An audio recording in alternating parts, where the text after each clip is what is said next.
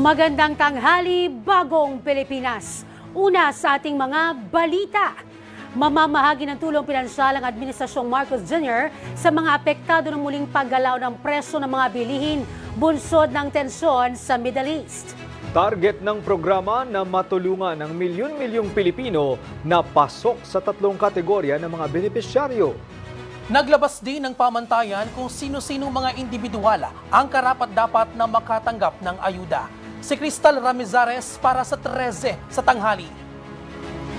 Ramdam pa rin ang energy emergency sa bansa dahil sa Middle East War. Gaya na lang ng pagmahal ng petrolyo at mga pangunahing bilihin sa palengke. Sa datos ng DSWD, humina ang purchasing power ng mga pamilya dahil sa inflation. Kaya may agarang tulong ang pamahalaan na Uplift Special Package sa lagpas 7 milyong pamilyang Pilipino.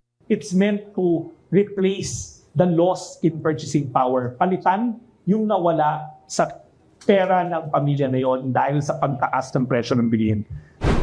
Nahati ang beneficiary sa tatlong grupo. Una ang mga 4-piece at walang gutom program beneficiary na makakatanggap ng one-time na 2,000 pesos kada household. Makukuha ito gamit ang Land Bank o GCash account ng benepisyaryo. Ang ikalawang grupo naman ang mga poor at near-poor households na pasok sa 25% poverty threshold. Sinanap rin natin yung near poor.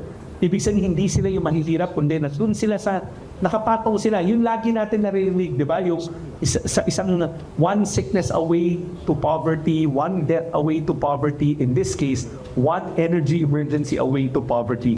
Makakatanggap naman ang bawat pamilya ng 2,000 pesos monthly mula July hanggang December 2026. Pero dapat hindi na sila member ng iba pang DSWD programs. Gaya ng ayuda sa mga PUV, physical payout muna ang unang buwan para makumpirma ang identity ng beneficiaries. Ang ikatlong grupo naman ay ang mga minimum wage earner na kumikita ng 20,000 pesos below at nakapaghulog ng isang beses sa SSS at may disbursement account.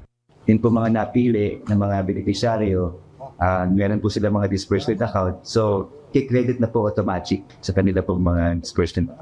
Makakatanggap rin sila ng 2,000 pesos monthly mula July hanggang December 2026. Ayon sa Malacanang, 12.375 billion pesos ang inilaan ng gobyerno para sa expanded uplift na kukunin mula sa savings sa budget.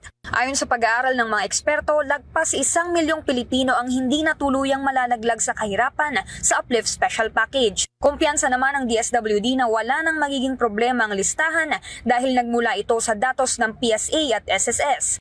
Para sa totoong balita sa Bagong Pilipinas, Cristal Ramizares ng IBC News para sa 13 sa tanghali ng Congress TV.